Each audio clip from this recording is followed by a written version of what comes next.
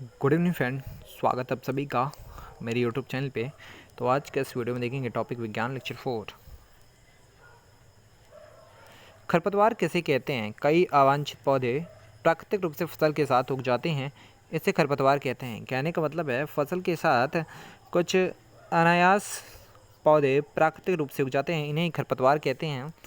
खरपतवार को हटाने की प्रक्रिया निराई कहलाती है। जो प्रक्रिया होती है खरपतवार को हटाने की, उसको निराई कहते हैं।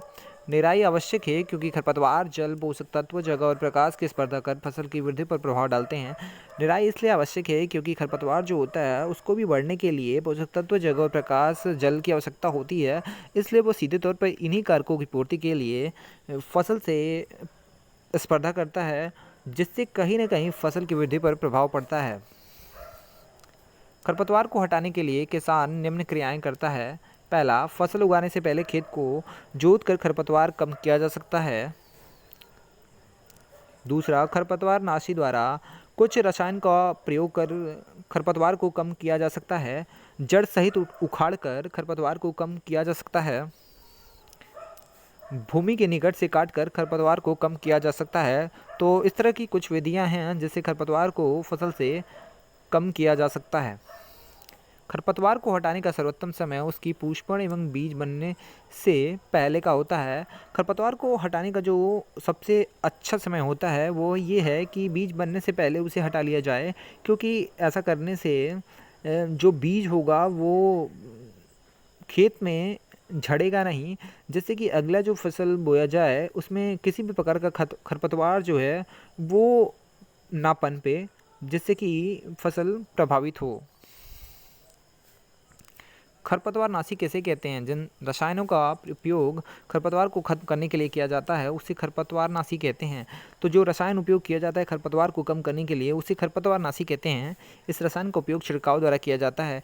जो ये रसायन है इसका उपयोग किसान छिड़काव के माध्यम से करते हैं।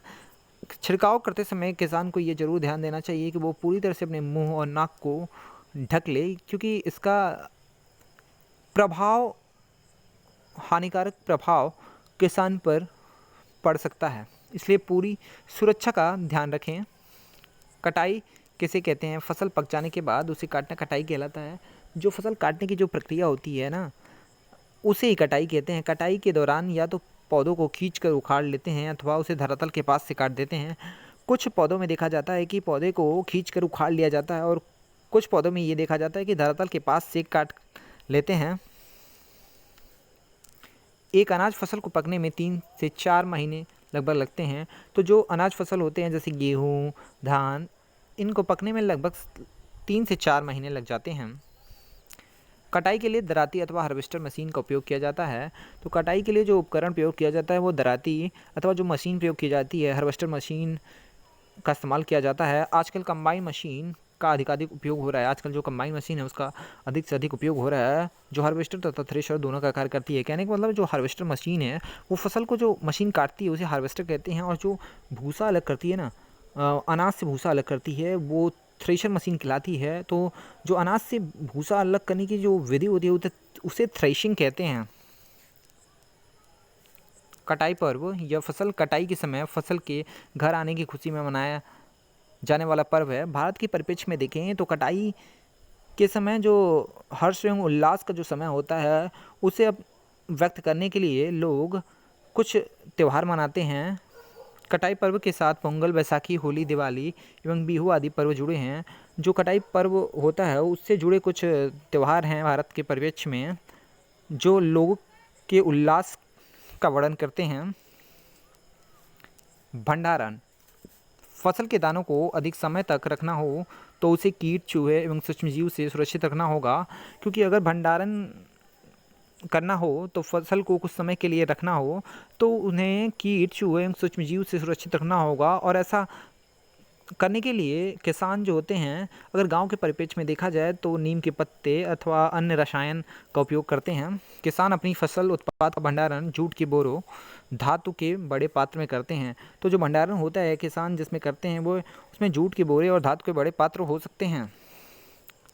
साइलो, बीजों का बड़ा पैमाने पर भंडारण करना का स्थान है। साइलो जो होता है बीजों का जो बड़े पैमाने पर भंडारण किया जाता है उसका एक स्थान होता है, उसे साइलो कहते हैं।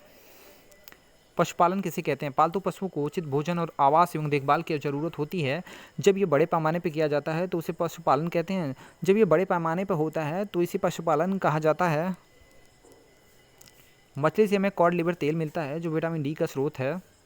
मछली जो होती है उससे हमें कॉड लिवर तेल मिलता है जो विटामिन डी का अधिकाधिक स्रोत है। इसी के साथ इस वीडियो का समापन होता है। आपका दिन शुभ हो।